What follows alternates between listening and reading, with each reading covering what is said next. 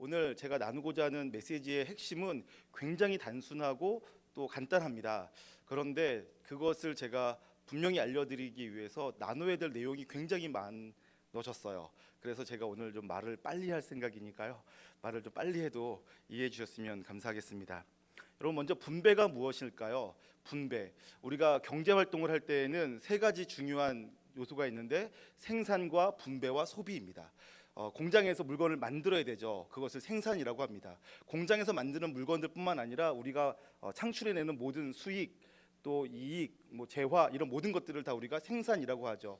생산되어진 물건들을 통해서 이익을 얻으면 그 이익은 분배되어져야 합니다. 그렇게 분배되어진 돈을 가지고 사람들이 또 소비, 물건을 사야지 되죠. 생산과 분배와 소비가 선순환을 이룰 때 경제가 잘 돌아가게 되어 있습니다. 근데 만약 그 중에서 어떤 것 한 가지라도 제대로 안 된다면, 예를 들어서 생산이 안 된다. 그러면 나오는 재화가 없으니까 돈 벌지를 못하니까 나눌 게 없죠. 나눌 게 없으니까 쓸 게 없고, 쓸 게 없으니까 또 다시 만들 게 없어지고, 만들 수 있는 힘이 안 생기고, 이렇기 때문에 생산, 분배, 소비 다 중요하다고 아니할 수가 없습니다. 그런데 우리가 분배의 문제를 얘기할 때는요, 우리 사회도 그렇고 전 세계가 이 소득의 불균형, 분배의 불균형 이런 문제 때문에 몸살을 앓고 있기 때문에 그렇습니다. 양극화라고 하죠. 어떤 사람은 돈이 막 남아돌고 넘쳐나서 쓰고 또 써도 부족하지 않을 뿐만 아니라 이제는 돈이 많아서 놀고 먹어도 평생을 먹고 살 수 있는데, 어떤 사람은 뼈 빠지게 일해도 간신히 먹고 살거나 혹은 일을 해도 먹지조차 못한다, 주거 생활조차도 못한다. 이럴 때에는 이제 불균형이 일어난다, 이런 내용입니다. 그것은 이제 분배의 문제인 거죠. 여러분, 그래서 분배의 문제가 굉장히 중요하다고 아니할 수가 없는데, 그런데 이 분배가 이루어지려면 생산부터 봐야 됩니다. 그러니까 어떤 사람이 생산에 기여한 만큼 분배를 받는 게 공정한 거겠죠. 그러니까 많이 일한 사람이 많이 받는 게 공정하다고 말할 수가 있습니다. 그런데 단지 우리가 지금은 많이 일한 것, 노동만 가지고 얘기하지만, 우리가 어떤 생산을 할 때에는 단지 노동력만을 말하지 않죠. 예를 들어서 공장에서 어떤 물건이 나오려면, 그러면 거기에는 제일 먼저는 공장이 있어야겠죠. 그러니까 땅이 필요합니다. 그러니까 땅 주인이 그 물건을 만드는데 기여한 부분이 있어요. 그래서 우리가 그에게 땅값을 주죠. 또 혹은 그 물건을 만들 때 있어서 투자가 필요합니다. 돈이 있어야지 만드니까요. 그러면 돈을 대출해 줬으면 대출한 사람에게도 또 그에게 이자를 줘야 되겠죠. 생산에 기여한 겁니다. 그런가 하면 또 경영을 해야 돼요. 그 물건을 아이디어를 내고 그 물건을 또 팔 수 있는 판로를 개척하고 하는 경영에 참여한 사람들, 또 실제로 그 물건을 만든 사람들, 이렇게 해서 한 물건이 만들어지려면 많은 사람들이 다양한 방법으로 기여를 했단 말이죠. 그런데 그 기여한 가치를 어떤 것이 더 소중하다고 말할 것이냐, 노동력이 제일 소중하냐, 아니면 땅이 제일 소중하냐, 아니면 초기 자본이 제일 소중하냐, 아니면 경영이 제일 소중하냐, 어떤 게 제일 소중하냐에 따라서 분배의 원칙이 달라지겠죠. 예를 들어서 경영이 제일 소중하다, 경영을 잘해야지 돈을 벌지라고 생각한다면 경영자가 많은 이익 중에서 많은 부분을 가져가겠고, 또 반대로 노동력이 제일 중요하다, 그렇다면 노동자들에게 제일 많은 이익을 나눠줄 수 있겠죠. 그러니까 어떤 것이 이 물건을 만드는데 가장 많은 기여를 했느냐라고 우리가 같이 판단한 것에 의해서 그 분배가 이루어지도록 되어 있습니다. 그것이 제대로 될 때, 공정하게 될 때 불만 없이 분배가 잘 이루어졌다고 할 수가 있고, 그렇게 분배가 잘 이루어졌을 때 또 소비도 활발해져서 또다시 선순환이 이루어질 수 있습니다. 이 불균형이 이루어진다는 얘기는 누군가가 일하지 않았는데, 기여하지 않았는데, 기여한 것은 작은데도 얻어가는 것은 많도록 이렇게 그 시스템을 만들었을 때, 나중에 가서는 일하지 않는데 이 사람은 일도 안 하는데 계속 많이 가져가고, 나는 뼈 빠지게 죽도록 일했는데 조금밖에 못 가져가고, 이런 생각이 들면서 이제 노사의 갈등 혹은 소득의 불균형, 분배의 불균형, 이런 말이 나오면서 사회가 불안정하게 되어지게 되어 있습니다. 분배의 문제는 굉장히 중요하다고 할 수가 있겠습니다. 그리고 그 분배의 문제 때문에 사실 이 사회가 발전해 온 것이라고도 말할 수 있습니다. 사실 지금 우리나라는 예전에 비하면 굉장히 많이 좋아졌어요. 분배의 문제가 많이 좋아졌죠. 아직도 갈 길이 멀다고 생각하는 사람도 있겠지만, 예전에 비하면 지금은 굉장히 많이 좋아졌다고 할 수가 있겠습니다. 분배의 문제 때문에 또 우리 보수와 진보가 나눠지기도 하죠. 저는 여기서 정치 얘기를 할 생각이 없으니까 오해 없이 들으셨으면 좋겠어요. 보수 쪽 사람들과 진보 쪽 사람들이 말하는 여러 가지 이념의 갈등도 있지만 그들이 말하고 있는 경제적 그 가치도 서로 다르죠. 보수 쪽 사람들과 진보 쪽 사람들이 우리나라 같은 경우에는 대부분은 사실 다 일치된 견해를 갖고 있는 것처럼 보여져요. 제 눈에는요. 다만 두 가지에 있어서는 아주 큰 차이를 보이는데요. 한 가지가 안보의 문제고 또 한 가지가 경제 정책의 문제입니다. 안보의 문제에 있어서 보수주의자들은 우리나라의 안전이 먼저 중요하고 그 다음에 통일이다. 그러니까 안전이 무시되면서 통일을 추진하는 것은 위험하다. 이렇게 보는 것이 이제 보수적 관점에서 있는 사람들이 갖고 있는 생각이고요. 진보 쪽 가치의 사람들은 그래도 통일이 더 중요하고 통일을 위해서 지금 우리가 양보할 것들을 양보해야 된다. 뭐 이렇게 나가는 것이 또 진보 쪽 사람들 아니겠습니까?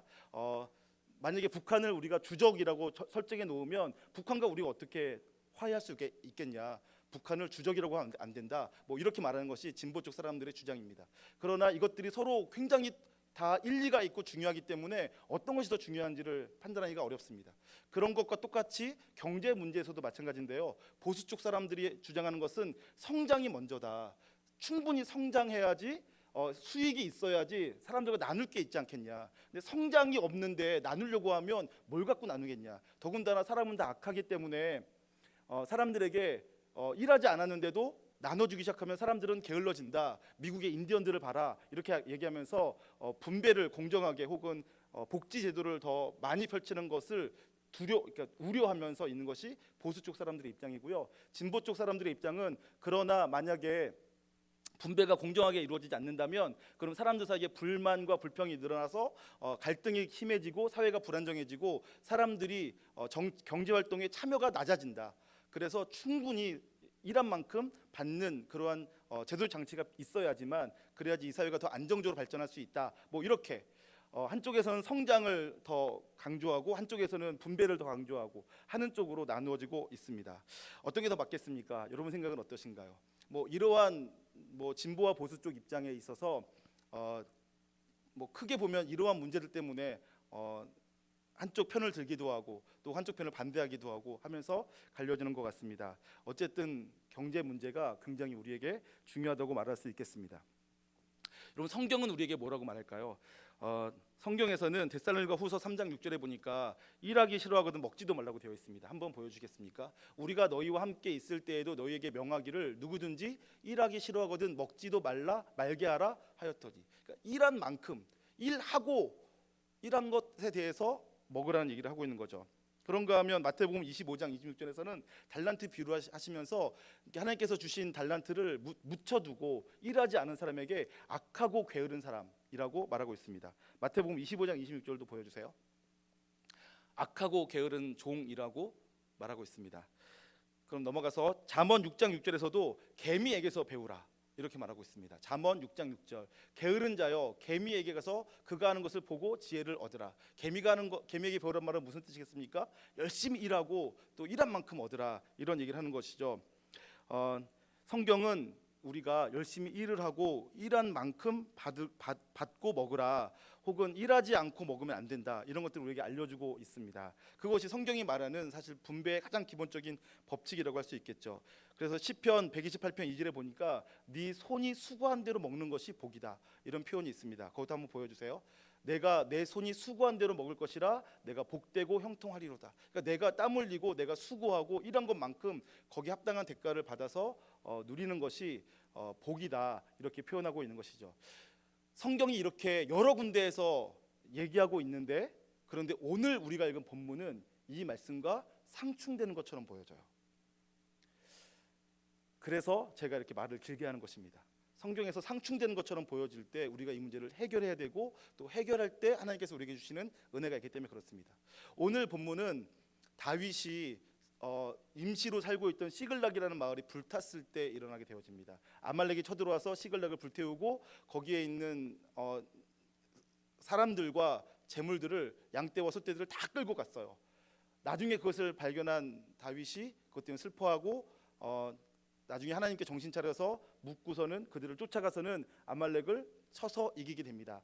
그런데 가는 도중에 다윗에게 이 당시에 600명의 군사가 있었는데 그 중에서 200명이 부솔 시내가라는 곳에서 우리가 지쳐서 더 이상은 갈 수가 없다라고 표현합니다. 그래서 200명은 부솔 시내가에 남겨두고 400명만 다윗과 함께 갔는데요. 그 400명이 아말렉을 발견하고 아말렉을 쳤어요. 그래서는 전멸시키고 거기에 있는 모든 재화들을 다 차지하게 됩니다. 그리고 다시 되찾은 물건들을 가지고 돌아올 때 200명 부솔 시내가에서 기다리던 200명을 만나게 되었어요. 그런데 400명 전쟁에 참여했던 사람들이 전쟁에 참여하지 않았던 부솔 시내가에 남았던 200명을 향하여서 저들은 우리와 함께 싸우지 않았으니 우리가 얻은 이 다시 되찾은 물건들 중에서 가족들과 그들의 물건은 돌려주지만 더 많이 남은 수익은 그들에게 주지 말자라고 얘기합니다.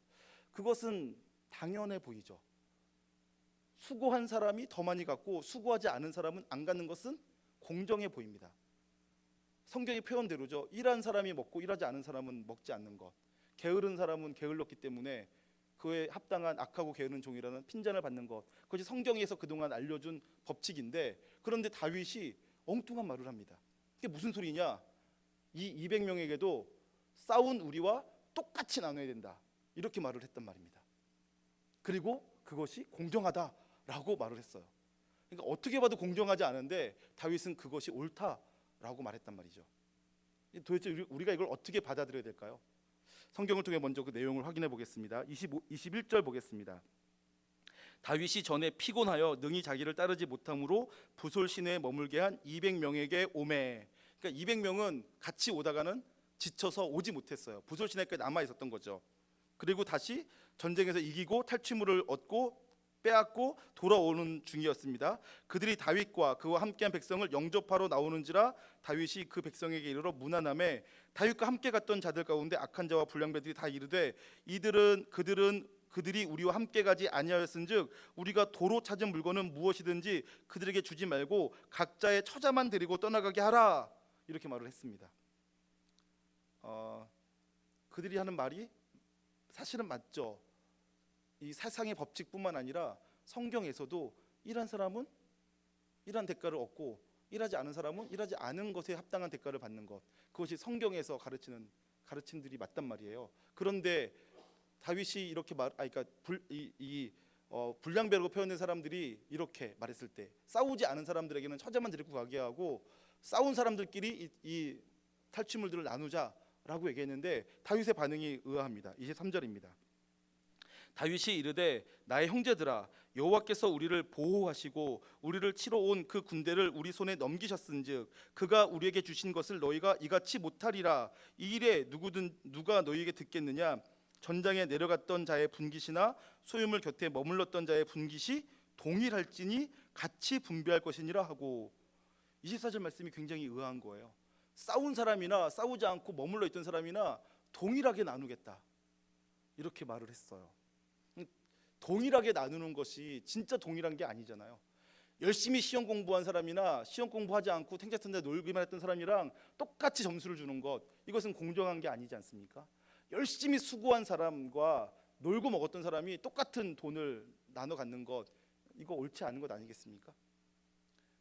그런데 오늘 다윗이, 그리고 그것은 아까도 말씀드렸다시피 성경의 지지를 받고 있어요. 그런데 오늘 다윗은 그것과는 다른 이상한 말을 하면서 이게 원칙이다, 이렇게 해야 된다라고 말을 하고 있단 말이죠. 도대체 다윗은 무슨 생각으로 이렇게 말한 걸까요? 그리고 우리가 이것을 어떻게 받아들여야 될까요? 오늘은 그것만 짧게 나눌 생각입니다. 다윗이 왜 이렇게 말했는가? 여러분 한번 죄송하지만 따라서 해보시겠습니까? 모든 것이 하나님의 은혜입니다. 네, 다윗에게는 이러한 신앙이 있었어요. 모든 것이 하나님의 은혜라는 신앙이죠. 한 번만 더 하시겠습니까? 하나님께서 하셨습니다. 네, 사실 오늘 이 고백은요, 분배의 원칙을 말하고 싶은 것이 아니라 다윗의 신앙의 고백을 말하고 싶은 본문이라고 저는 보여집니다. 이 본문은 다윗이 그러한 신앙 고백한 거예요. 모든 것이 하나님의 은혜였고 이 전쟁에서 이기고 탈취물을 뺏어온 것은 내가 한 것, 우리가 한 것이 아니라 하나님께서 하신 것이다 라는 것을 표현하고 싶어하는 방식인 것이죠. 왜 그런지를 제가 지금부터 설명해 드릴 텐데요. 그 설명을 하려면 29장부터 가셔야 됩니다. 29장 2절 한번 보시겠습니다. 너무 내용이 많아서 PPT로 만들지 못했으니까 성경을 통해서 따라와 주시겠습니다. 29장을 펼쳐놓고요. 그냥 읽으시면 잘 모르실 테니까 제가 먼저 설명을 드릴게요. 다윗이 그 이스라엘 땅에 머물러 있어야 되지만 하나님 명령에 의해서 이스라엘 땅에 머물러 있어야 되지만 다윗이 사울 왕의 추적이 너무 집요하기 때문에 더 이상 견딜 수가 없었어요. 이스라엘 땅에 있다가는 반드시 자기와 함께한 사람이 죽을 것만 같았어요. 다윗이 어떻게 할까 고민하다가 자기 생각에 내가 블레셋으로 망명하면 살겠구나라고 생각해서 블레셋으로 망명을 했습니다. 그래서 가사라는 곳에 가서 아기스 왕에게 자기 삶을 의탁하죠. 근데 아기스 왕이요 다윗을 또 받아줬어요. 그래서는 아기스 왕이 다윗을 자기의 가신으로 삼아서 시글락이라고 하는 마을을 주고요. 그 마을에서 마치 다윗을 블레셋의 경비대장처럼 사용했어요. 그래서 다윗은 그때부터 이중 신분을 갖게 되었습니다. 하나는 실제적으로는 가나안 사람들과 또 이스라엘을 공격하려고 하는 아말렉 사람들을 방어하면서 공격하면서 수입을 얻었어요. 그래서는 아기스 왕에게 갖다 주면서 이것은 이스라엘 사람들을 공격해서 얻은 것입니다 라고 알려준 거죠. 그러니까 실제로는 이스라엘을 지켜주면서 아기스 왕에게는 이스라엘 사람들에게서 빼앗은 거다라고 말해서 아기스 왕에게도 신임을 얻은 거죠. 그렇게 구차하게 살고 있던 중에 이제 블레셋과 이스라엘의 마지막 전투가 벌어지게 되었어요. 그러자 이 아기스 왕이, 블레셋은 5개의 도시국가인데 그 5개의 도시국가 중 한 도시국가의 왕이었어요. 이 아기스가 다윗과 함께 그 전쟁에 참여한 것입니다. 다윗과 함께 그 전쟁에 참여했고 참여하는 것을 아기스 왕은 당연하게 여겼어요. 왜냐하면 다윗은 나의 가신이고 그동안 이스라엘 사람들을 공격해서 수입을 얻어왔으니까 지금 싸움에도 당연히 나가서 싸우면 내 편이 되겠거니 하고 데리고 나간 거죠. 사실 다윗 입장에서는 굉장히 곤란한 문제였어요. 왜냐하면 다윗은 이스라엘의 왕이 될 사람인데 만약 다윗이 그 블레셋과 이스라엘과의 싸움에서 블레셋 편으로 참전해서 이스라엘 사람들을 한 명이라도 죽이면 나중에 왕이 될 수도 없겠지만 왕이 된다 할지라도 두고두고 논란이 될 만한 문제인 거죠. 다윗이 싸우러 가면 안 되는데 다윗도 지금 입장이 곤란하게 갈 수밖에 없는 상황이에요. 그래서 그 전쟁에 참여하러 가고 있는데 블레셋은 5개의 도시국가인데 4 도시국가의 왕들이 저 사람 누구냐? 저 이스라엘 사람들 뭐야? 저 사람 다윗과 그 용사들인데 나의 가신이 되었어. 나와 함께 이 전쟁에서 싸울 거야 라고 아기스 왕이 말했는데 4 도시국가 왕들이 그런 말도 안 되는 소리다. 저 사람이 전에 사울을 대신해 왕이 될 사람, 사울은 천천히요 다윗은 만만히요라고 말할 때 그 사람 아니냐. 그가 전쟁에서 참여해서 우리 뒤통수 치지 않을 줄 어떻게 아냐. 다윗이 만약에 망명했다 칠지라도 다시 그가 이스라엘로 돌아가고 싶을 텐데 이스라엘로 돌아갈 수 있는 방법은 뒤에서 우리를 공격해서 우리를 다 죽인 다음에 다시 우리의 머리를 들고 이스라엘 땅에 돌아가는 거다. 그런 위험을 우리가 왜 안고 싸우냐 하고서는 블레셋 4 국가의 왕들이 다윗을 막았어요. 못 오게 한 거죠. 그랬더니 이 아기스 왕이, 가사 왕이 다윗에게 미안하다. 내가 너를 데리고 가고 싶고 나는 너를 믿지만 다른 군왕들이 너를 안 된다고 하니 너는 미안하지만 내일 새벽에 일찍이 돌아가라 이렇게 말을 하죠. 다윗이 그 왕 앞에서는 아니 왕이시여 제가 왕에게 언제 한번 섭섭하게 일한 적 있습니까? 제가 언제 왕을 속인 적 있습니까? 라고 말을 했지만 속으로는 씩 웃고 다음 날 아침 일찍 돌아가게 되어집니다. 이러한 내용이 29장에 나오는 내용인데요. 제가 군데군데 보면서 내용을 확인하겠습니다. 29장 1절입니다. 블레셋 사람들은 그들의 모든 군대를 아벡에 모았고 이스라엘 사람들은 이스르엘에 있는 샘 곁에 진쳤더라. 전쟁을 하겠다는 얘기입니다.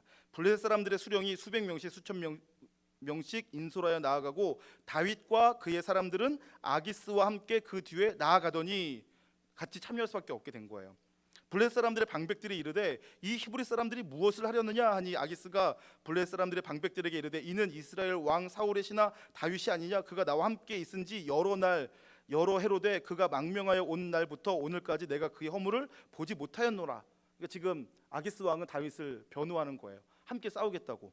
그런데 4절에 블레셋 사람들의 방백들이 그에게 노한지라. 블레셋 방백들이 그에게 이르되 이 사람을 돌려보내어 왕이 그에게 정하신 그 처소로 가게 하소서. 그는 우리와 함께 싸움에 내려가지 못하리니 그가 전장에서 우리의 대적이 될까 하나이다. 그가 무엇으로 그 주와 다시 화합하리이까? 이 사람들의 머리로 하지 아니하겠나이까? 하면서 돌려보내라고 얘기합니다. 그러자 10절 보시겠습니다. 아기스 왕이 다윗에게 사과한 거예요. 사과를 하고 10절 그런즉 너는 너와 함께 온 내 주의 신하들과 더불어 새벽에 일어나라. 너희는 새벽에 일어나서 발거든 곧 떠나라 하니라. 떠나라고 한 거예요, 다윗으로 하여금. 그래서 다윗이 다음날 아침 11절에 이에 다윗이 자기 사람들과 더불어 아침에 일찍이 일어나서 떠나 블레셋 사람들의 땅으로 돌아가고 블레셋 사람들은 이스라엘로 올라가니라. 블레셋 사람들은 전쟁하러 가고 다윗은 다시 시글락 자기 집으로 돌아오는 거예요. 이러한 내용이 나왔죠. 다윗이 그래서 시글락으로 돌아왔어요. 근데 큰일이 난 것입니다. 블레셋 모든 사람들이 다 전쟁하기 위해서 아벡에 진치고 모이니까 그 블레셋 땅 밑에 유목하며 살던 아말렉 사람들이요, 이때가 기회다 하고서는 그 남쪽 지방에 있는 블레셋 도시들을 다 쳐들어간 거예요. 그래서 블레셋의 마을마다 가서는 다 노략질했어요. 왜냐하면 남자들이 다 군대로 징집돼서 전쟁하러 북쪽에 올라갔으니까, 남쪽에 남자가 없으니까 마을 가서 아말렉 사람들이 다 노략질하고 탈취한 거죠. 그러는 가운데 다윗의 마을인 시글락까지 점령해 버린 거죠. 그래서 다 불태웠어요. 그런데 그러고 나서 그들이 떠나갔을 때 아말렉이 시글락을 불태우고 남자와 여자 그다음에 어린아이까지 다 사로잡아 가고 모든 재산을 다 빼앗은 다음에 돌아간 다음에 다윗과 그의 신하들이 돌아온 거예요. 돌아와 봤더니 아무도 없고 다 불태워져 있는 거죠. 그랬더니 다윗과 그 용사들이 망연자실했습니다. 땅바닥에 주저앉아서 다윗이요 얼마나 기가 막혔는지 막 엉엉 울어요. 그리고 심지어는 그때 얼마나 기가 막혔든지 다윗의 용사들이요, 다윗과 함께 그 고난들을 헤쳐왔던 다윗의 용사들 600명이요 자기들도 이제 못 참아서 다윗을 향해서 돌을 던져서 죽이려고 해요. 그러한 위기를 만났습니다. 그런데 그때 다윗이 오히려 그러한 위기를 만나자 다윗이 정신을 차려요. 블레셋에 가려고 할 때에는 자기 생각대로 하나님께 묻지 않고 하더니 위기를 만나니까 다윗이 하나님께 묻기 시작하죠. 하나님을 의지하여 힘을 내기 시작합니다. 그리고 나서는 에봇을 가지고 오게 해서 하나님께 여쭤보고 지금 쫓아가면 좋겠습니까? 쫓아가라. 그래서 쫓아가기 시작합니다. 그런데 쫓아가다가 보솔 시내가에서 200명이 더 이상 못 가겠다는 거예요. 이미 사흘길을 걸어왔기 때문에 지쳐 있는 거죠. 그래서 200명 남겨두고 다시 가는 거예요. 다시 아말렉 사람 어디 있을까? 어디 갔는지 모르죠. 근데 어디 갔을까 하고 찾고 있는 중에 길바닥에 한 소년이 쓰러져 있는 거예요. 보니까 애굽 사람인데요. 그 애굽 소년을 불쌍해서 또 먹여줍니다.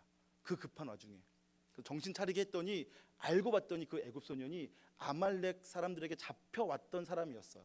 그 애굽 소년이 정신 차린 다음에 물어봤더니 그가 아말렉 사람들이 잡혀가 있다가 병들어 죽게 되니까 아말렉 사람들이 자기를 버렸다라는 거예요.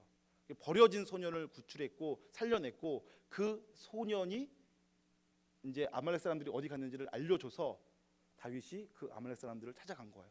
찾아갔더니 이 아말렉 사람들은 지금 마을 가는 데마다 성공적으로 노략질을 한 거예요. 남자들이 없으니까 가는 데마다 다 남자 여자 어린아이 다 잡아오고 막 양떼와 소떼들을 크게 막 다 가져온 거죠. 그러니까 신나가지고 밤새도록 먹고 마시고 놀고 있는 거죠. 그러니까 그때 다윗과 이제 400명이 된 용사들이 그 아말렉 사람들의 진을 쳤어요. 밤새도록 놀고 먹은 사람들이니까 죽이는 게 400명이어도 어렵지 않았죠. 그래서는 다 죽인 거예요. 그리고 나서는 이제 돌아오는 길에 부솔시내에서 그들을 만난 거죠. 자, 여러분 이러한 사건들이 있었습니다. 내용을 보자면 400명의 사람들이 전쟁에 참여했고 또 전쟁에서 목숨 걸고 싸워서 이겼기 때문에 얻은 탈취물들 수입이 맞죠. 그런데 다윗은 그 모든 과정을요, 이거는 내가 한 게 아니다. 내가 했으면 이렇게 절묘할 수가 없다. 하나님께서 하셨구나 라는 생각을 하게 된 거예요. 생각해 보세요. 만약에 내가 그 아기스와 함께 전쟁에 나갔는데 그거 어쩔 수 없었는데 같이 갔던 다른 방백들이 반대하지 않아서 내가 만약 전쟁에 참여했으면 어떻게 될 뻔했는가? 이스라엘과는 대적이 될 뿐 아니라 내 식구들, 내 재산 다 뺏길 뻔했는데 블레셋 나머지 방백들이 반대해 준 게 축복이었구나. 반대할 때는 기분 나빴지만 반대한 게 축복이었구나. 그리고 아기스 왕이 아무리 아기스 왕 반대가 있다고 할지라도 우리는 먼저 떠날 테니 너는 충분히 머물다가 힘을 되찾거든 돌아가라 라고 말해도 되는데 새벽같이 가라라고 했냐, 서럽게. 그래서 아침 일찍 일어나서 자기 병사들과 함께 가잖아요. 서러울 뻔했어요. 아침 일찍 일어나서 잠자는 거 깨워가지고는 군장을 차려가지고 되돌아가는 거 서럽잖아요. 근데 그게 축복이었구나. 그때는 서러웠는데, 그때는 아침 일찍 일어나는 거 짜증났는데, 그때 만약 내가 지체해서 조금 더 늦었으면 이 아말렉 사람 못 만날 수도 있었고, 혹은 이 애굽 소년이 죽어버릴 수도 있었는데, 내가 아기스 왕이 새벽같이 가라는 말 때문에 짜증났지만 그 말대로 새벽에 일찍 일어나서 갔더니 이런 복을 얻게 되었구나. 이게 내가 모르게 일어난 축복이었구나. 하나님께서 하신 거네 라는 생각을 하게 된 거죠. 아말렉 소년을 만났어요. 근데 죽어가는 소년이, 아니 애굽 소년을 만났는데 죽어가는 소년이에요. 다윗은 지금 굉장히 마음이 다급해요. 다윗만 아니라 다윗의 용사들도 다 다급하죠. 왜요? 자기 식구들을 다 잃었으니까요. 전 재산을 다 잃었으니까요. 그것이 지금 빼앗겨서 어디 있는지를 몰라요. 그러는 사이에 죽어가던 한 소년을 만난 거예요. 살려줄 경황이 어디 있었을까요? 그런데 다윗이 이상하게 그 소년 살려주고 싶어서 살려줬더니, 먹여줬더니 그 소년이 길잡이가 되어줬어요. 놀라운 일이잖아요. 다윗이 만약 그 소년을 못 만났다거나, 혹은 보았지만 우리 지금 급하니까, 지금 내 사정이 지금 더 급한데, 내 코가 석잔데 내가 언제 그들을 돌보겠어, 내일이나 다 하자 라고 하고 그냥 무시하고 갔으면 헤매다가 못 만났을지도 모르잖아요. 그런데 그렇게 우연처럼 보여지는 일들이 계속 반복되어지면서 하나님의 때에 이 일이 되어진 거예요. 그래서 다윗이 승리하고 돌아왔을 때요, 다윗의 마음속에는 하나님을 경외하는 마음으로 가득 차 있었던 거예요. 내가 승리했지만, 우리가 승리했지만 이 승리는 내가 얻은 것이 아니다, 하나님께서 하신 거다 라는 생각이 가득한 거죠. 그래서 불량자들이 200명에게는 주지 말고 우리끼리 나눠 가집시다, 식구들만 돌려줍시다 라고 말했을 때 다윗이 했던 일성이 이런 것입니다. 23절이죠. 23절 다시 보겠습니다. 다윗이 이르되 나의 형제들아, 잘 보세요. 여호와께서 우리를 보호하시고. 여러분 보세요. 하나님께서 언제 보호하셨습니까? 아니 끌려가게 하셨잖아요. 보호하지 않으신 것 같아요. 하나님께서 그냥 내버려 두신 것 같아요. 그런데 다윗은 보호했다고 말을 해요. 보호했다고 지금 믿고 있는 거예요. 어떤 면에서 그렇죠? 30장 2절 보시겠습니다. 30장 2절 성경을 통해 보셔야 됩니다. 거기에 있는 젊거나 늙은 여인들은 한 사람도 죽이지 아니하고 다 사로잡아 끌고 자기 길을 갔더라. 여기 보면 젊거나 늙은 여인들은 한 사람도 죽이지 아니하였대요. 지금 남자들은 다 전쟁하러 갔고 거기에 여자들만 남아 있었는데, 아말렉 사람들이 누락질하러 와서는 젊거나 늙은 여자를 다 사로잡아 갔대요. 근데 되게 재밌는 거죠. 젊은 여자는 잡아갈 이유가 있어요. 잡아가서 놀이개로 삼겠죠. 근데 늙은 여자는 왜 데리고 갔을까요? 집만 될 텐데. 다윗은 그것을, 내 식구 중에 아무도 죽지 않은 것을 하나님께서 보호하셨다라고 믿는 거예요. 아니 어떻게 이 아말렉 흉악한 야비한 놈들이 우리 마을에 와서는 다 끌고 가는데 젊은 여자뿐 아니라 늙은 여자도 한 명도 안 죽였을까? 가는 길이 지체된다고 죽여도 할 말 없고, 보통 때라면 죽였을 게 뻔한데 늙은 여자도 아무도 안 죽였다. 이것은 하나님께서 보호하신 게 아닌가라고 다윗은 받아들였고 그렇게 믿었단 말이죠. 또 30절 보겠습니다. 여호와께서 우리를 보호하시고 우리를 치러 온 그 군대를 우리 손에 넘기셨은즉, 그러니까 하나님께서 아말렉을 우리 손에 넘겼다라고 고백하고 있는 거죠. 하나님께서 넘기지 않으셨으면 그 기가 막힌 타이밍에 이들을 어떻게 만나겠는가.